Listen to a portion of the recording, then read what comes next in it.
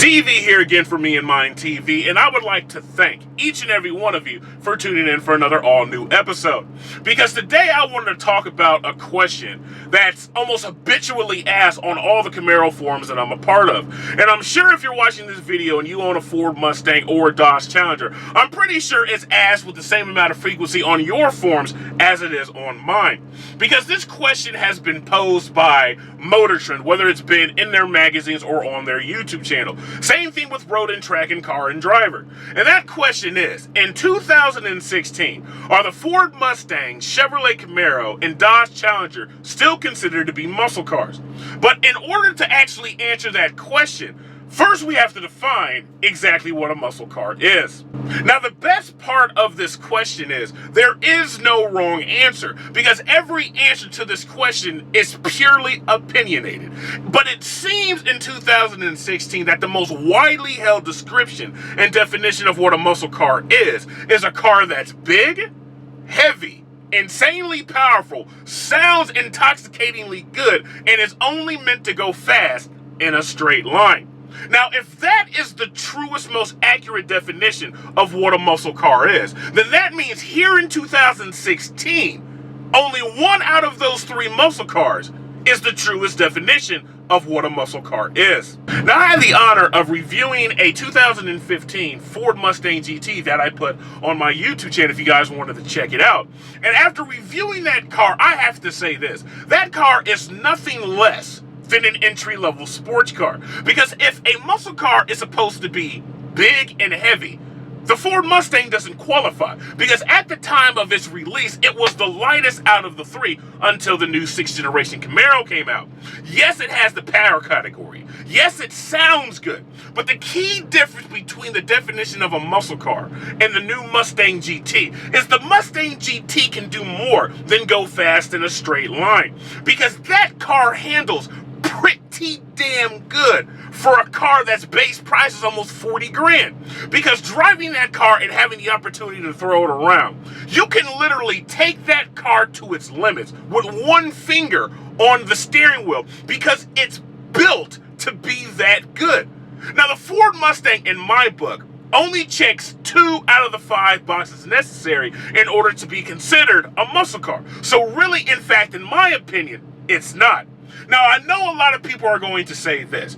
Oh, you may sound a little biased because you're a Camaro owner. Oh, you want the Camaro to be better than the Mustang, but really, point in fact, I don't. Because really, in essence, I don't care. Because in 2016, I own a V6 Camaro. I've driven many SS Camaros before, and I have to say, the Camaro is about 85 to 90% muscle car, because the Camaro is big, it's heavy, it's insanely powerful, it sounds good. But the key difference, just like the Mustang, is that the Camaro can handle pretty damn good, because GM built the ZL1, the Z28, and the 1LE. All three of those cars handle pretty damn well. So the Camaro only checks 4 out of the 5 necessary boxes to be considered a true muscle car. So in fact, it's not. But in my humble opinion, after testing and reviewing a 2015 Charger RT, which you guys can check out on my website, in my humble opinion, that is the only truest, most accurate definition of what a muscle car is here in 2016. Because it's big, it's heavy, it's insanely powerful thanks to the Hellcat, it sounds damn good, and that car is only good in a straight line. Because I don't understand why the engineers at Dodge actually made the steering wheel in a Dodge Challenger go left to right, because that car cannot handle worth a damn.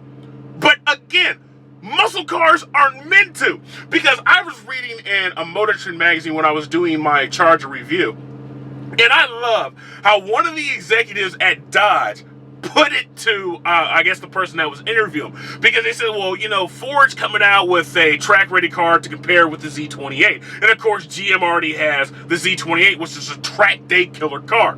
Why doesn't Dodge come out with a track-specific car to compete with the Z28, the 1LE, the 350 and the 350R? And I love how the executive put it, because we are not interested in building a track-ready car. We are interested in building the best muscle car.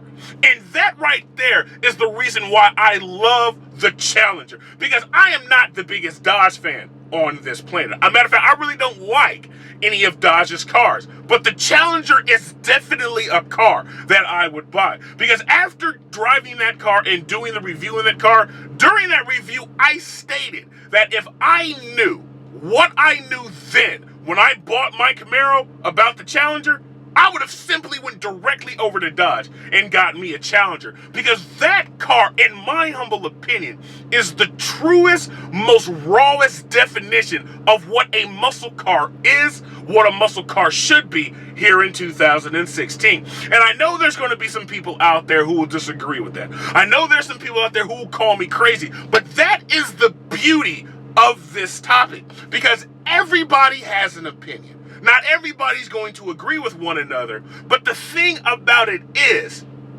the opinions of everybody who wants to chime in, everybody who owns a muscle car, everybody who's ever owned a muscle car, there's no wrong answer, because everything is determined by your own personal preference. But my question to you all, as always, what do you think?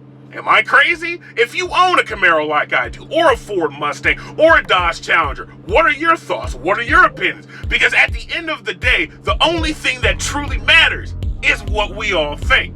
And again, what do you think? Leave me some comments in the comment section. Tell me your opinions. Tell me what you think. Because at the end of the day, your opinion is the thing that matters most.